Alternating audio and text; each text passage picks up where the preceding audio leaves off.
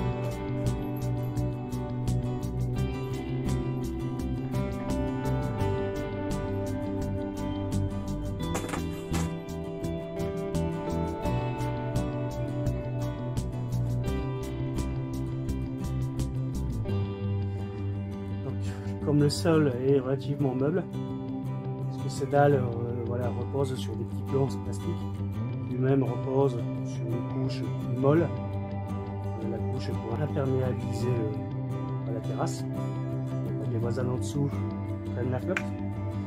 Donc, en fait, dès qu'on marche, ça génère plein de vibrations partout. Donc des petits plots pour limiter un peu les vibrations.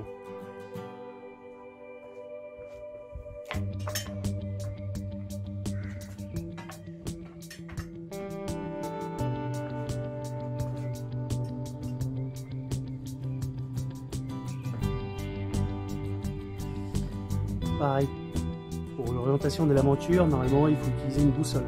Par habitude, je sais que quand je la positionne de cette manière-là, elle est à peu près positionnée en direction de l'étoile polaire. Et ça, je peux le vérifier après.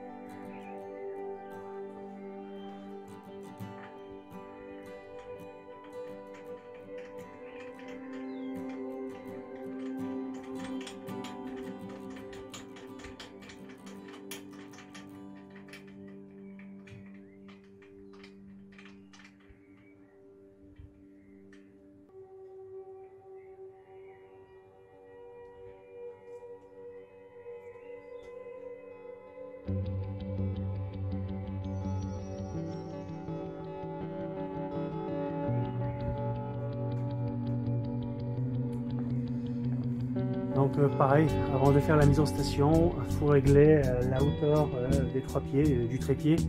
Et donc sur le côté, on a un petit niveau à bulle qui permet de s'assurer que la monture est bien horizontale. Là, en l'occurrence, elle est réglée. J'ai vérifié avec le niveau à bulle, le niveau est bon.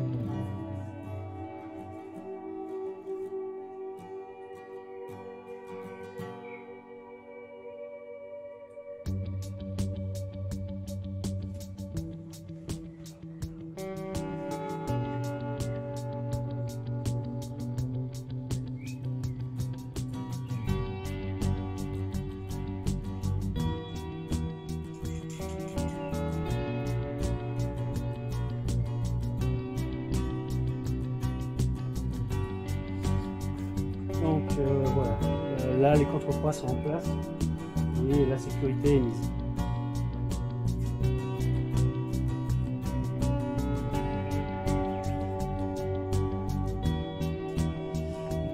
Mon C8 il est dehors depuis 2 heures et là il a été mis en température. Évidemment il était à l'ombre, au soleil.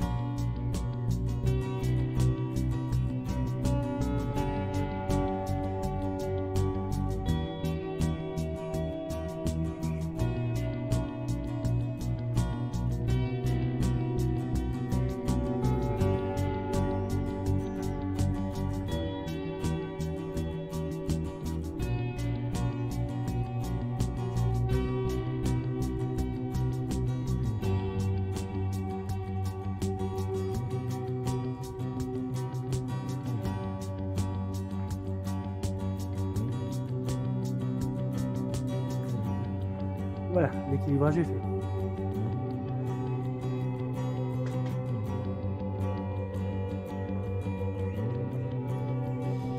Il y aura certainement de l'humidité, donc je prévois des résistances chauffantes, mais que je mettrai en place un peu plus tard.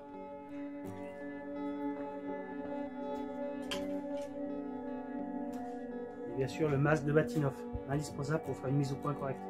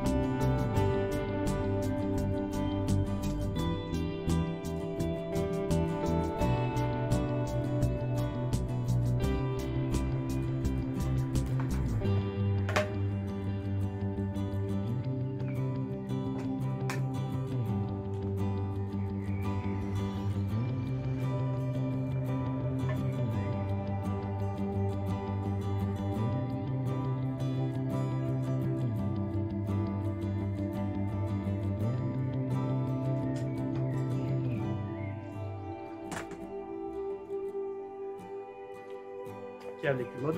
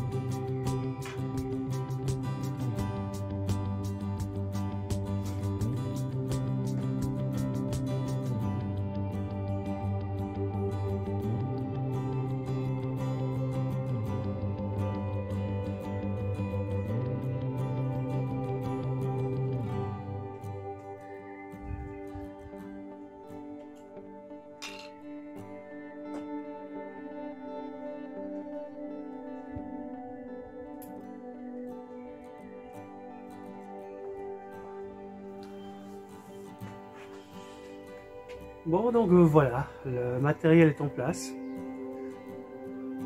Vénus est déjà visible. Je vais pouvoir commencer à faire les acquisitions. Et donc là, on va passer du côté du PC pour voir comment ça se passe. Et puis après, une fois que j'aurai fini mes acquisitions de Vénus, quand la nuit sera tombée, là, je pourrai voilà, faire ma mise en station correctement.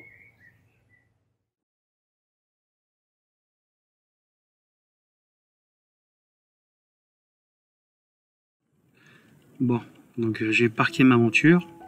Évidemment, la position de parquage, c'est sur l'étoile polaire.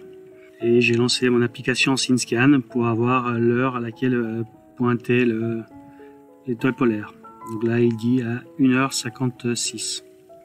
Donc je vais régler la base de la monture, pour faire la mise en station, pour l'avoir exactement telle qu'elle est indiquée ici sur ce réticule virtuel. Donc en mettant la polaire à 1h56.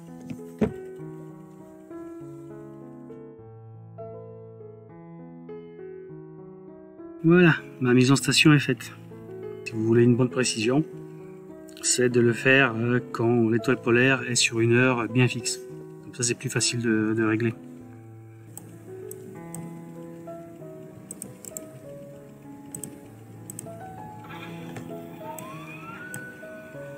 Donc là, je pointe Capella pour faire dans la foulée à la fois le réglage du GoTo, l'étalonnage du GoTo et la mise au point. Donc là, je l'ai aligné à peu près et on va chercher Capella.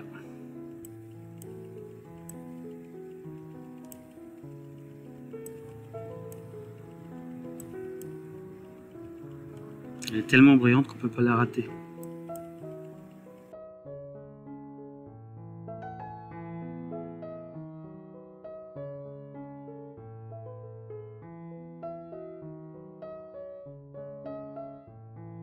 Donc une petite synchronisation.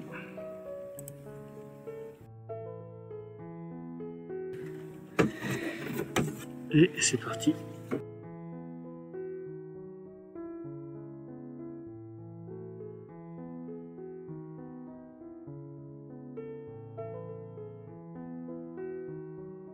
Bon, donc là on voit que la mise au point elle est quand même pas mauvaise. Mais elle n'est pas tout à fait parfaite.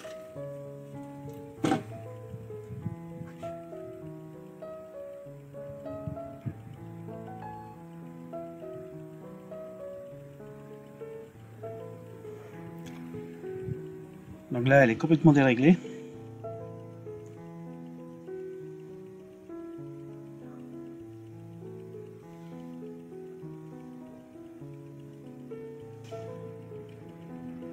Voilà, là c'est pas mal.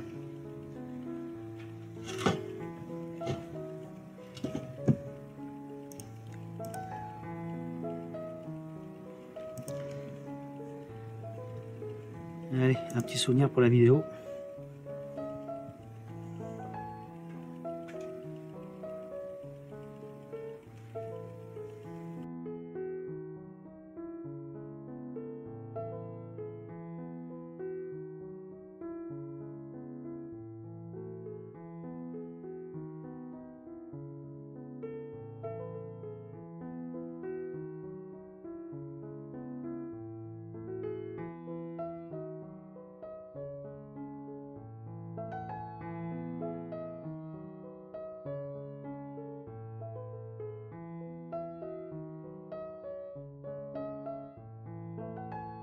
Alors voilà Vénus.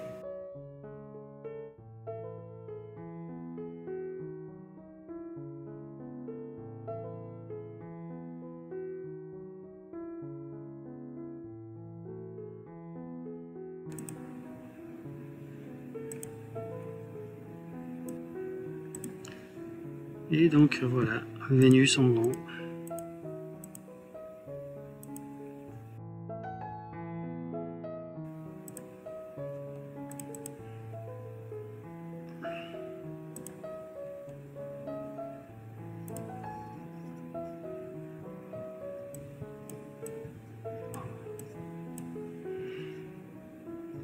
Et donc là, voilà, et reste tranquille dans le champ.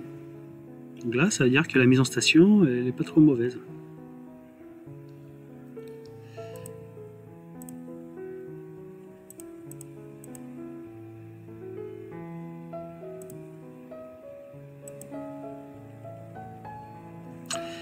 Quand on commence à devenir basse, on voit de la turbulence atmosphérique. Bon, j'étais trop lent. Mais bon, c'est quand même exploitable.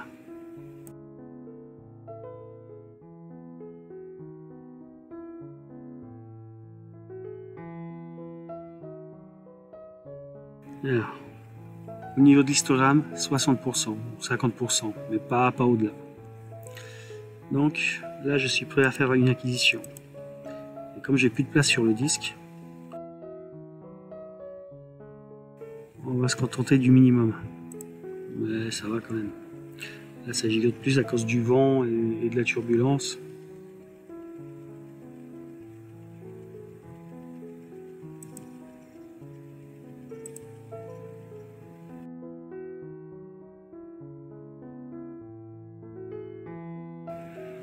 Alors là, en fait, je vais utiliser PIPP pour joindre les vidéos. Je vais en faire plusieurs, de 5000. Et comme ça, au lieu de choisir, bah voilà, 100 parmi 5000, bah en faisant plusieurs captures successives, je vais pouvoir faire 200 images parmi 20 000. Ça va compenser la mauvaise qualité du ciel parce que je me suis pris trop tard et parce qu'il fallait que j'attende la nuit pour pouvoir faire une mise en station.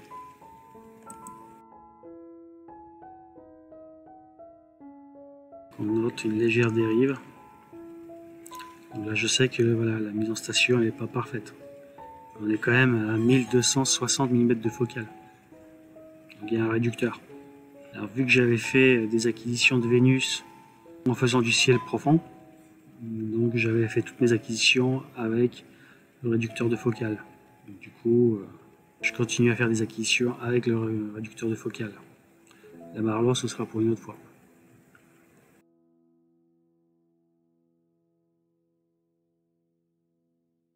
Bon ben voilà, mes acquisitions sont faites.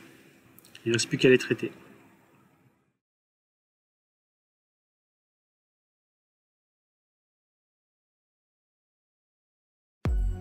Allez, c'est parti pour le traitement.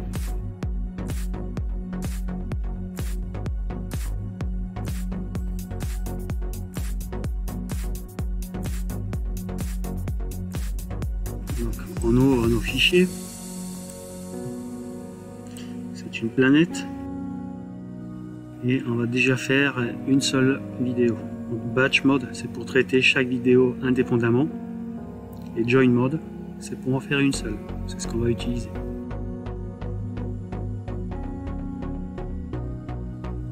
Bon, là, rien de particulier. On va la cropper un peu.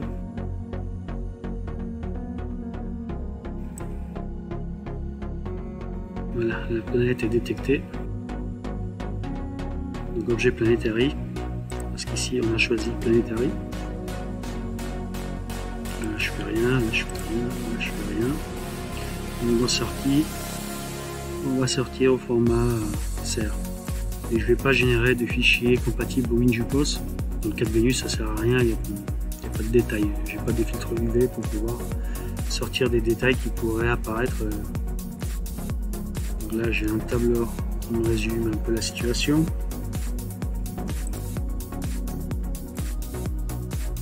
Donc là, on voit les fichiers qu'il traite. Et là, où est-ce qu'il est rendu dans chacun des fichiers. Voilà, ça lui a pris 12 secondes. Donc ça, c'est nos vidéos de départ. Qui ressemble à ça. Et là-dedans, on trouve notre vidéo de sortie. Et on voit que voilà, on n'est plus 200 par 200, mais on voit bien que l'image est rectangulaire, 180 par 120 pixels. Et donc là, on peut traiter ce fichier. Donc PIPP, on n'en a plus besoin. Je vais lancer AutoStacker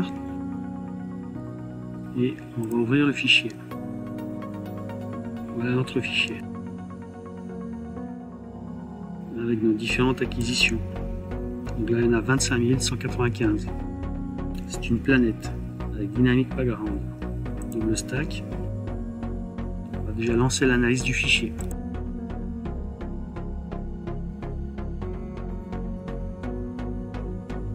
Petite parenthèse, donc là je viens de vérifier si les 3 couches RGB étaient correctement alignées, et donc c'est le cas. Donc voici notre graphe.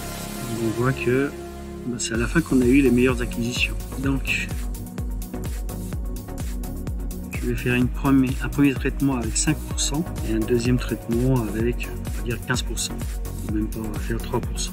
Et donc là je coche tout et drizzle x3 pour avoir une image 3 fois plus grande. Et je normalise à 60% pour avoir 40% de marge quand je vais faire les onglettes. Donc mon image est stabilisée. Je vais pouvoir mettre plein de petits carrés. Donc la taille des carrés de stabilisation, je mets 16. Évidemment, je me mets sur la meilleure image. Après lui, c'est celle-là.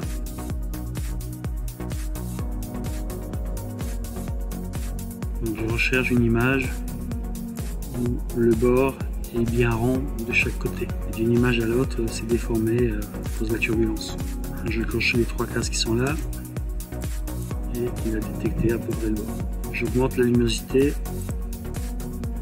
parce que j'ai des pixels, j'ai des points qui sont en dehors du disque. Allez, les points sont placés, c'est parti pour l'empilement. Donc il va générer 2 paires d'images. Une paire avec les 3% des meilleures images et une deuxième paire avec 15%.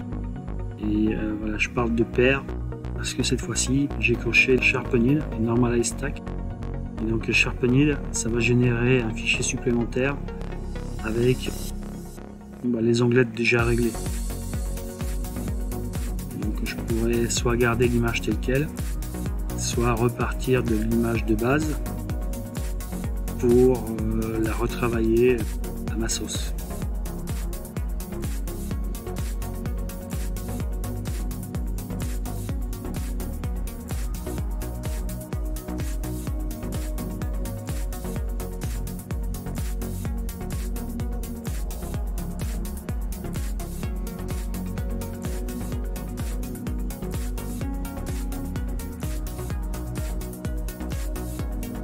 Voilà, premier répertoire. On a notre première paire. C'est joli. Voilà, donc ça c'est l'image Sharpened. Bon, elle est nulle. Voilà. Celle-là, si on l'adoucit un peu, voilà. Et voici avec 15% des meilleurs frames. Donc on voit que le bord est un peu plus baveux que ici. Donc on va dire que c'est la meilleure image, celle-là.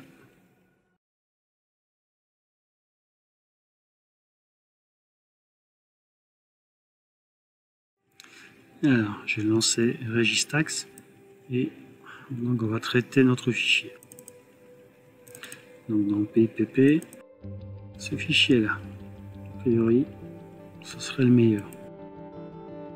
Toujours pas. Donc, le peaufinement de l'image, je le ferai après dans un éditeur d'image. Là, on va juste se contenter de... Voilà. On peut l'avoir grise.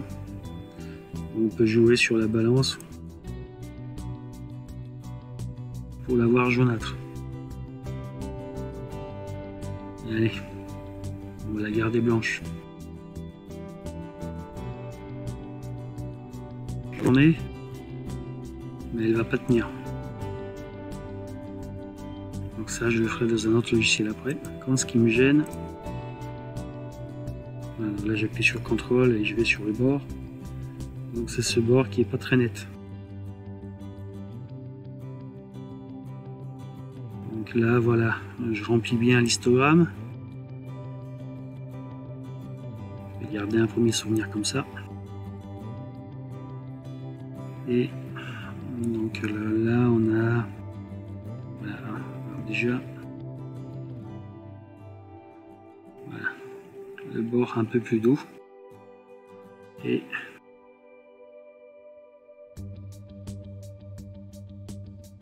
donc là on a les couleurs sombres. Les 3 canaux sont alignés.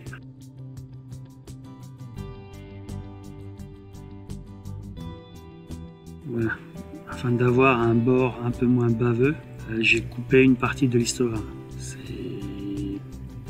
pas une méthode très rigoureuse, mais bon, ça fait une photo un peu plus jolie, même si on a perdu du signal. Donc on va dire que ça c'est la version B. Et donc là, il ne reste plus qu'à le passer dans n'importe quel logiciel de photo pour refaire une photo en 16/9 et faire une rotation pour avoir donc Vénus dans l'autre sens, à la verticale. Donc voilà, c'est tout pour aujourd'hui.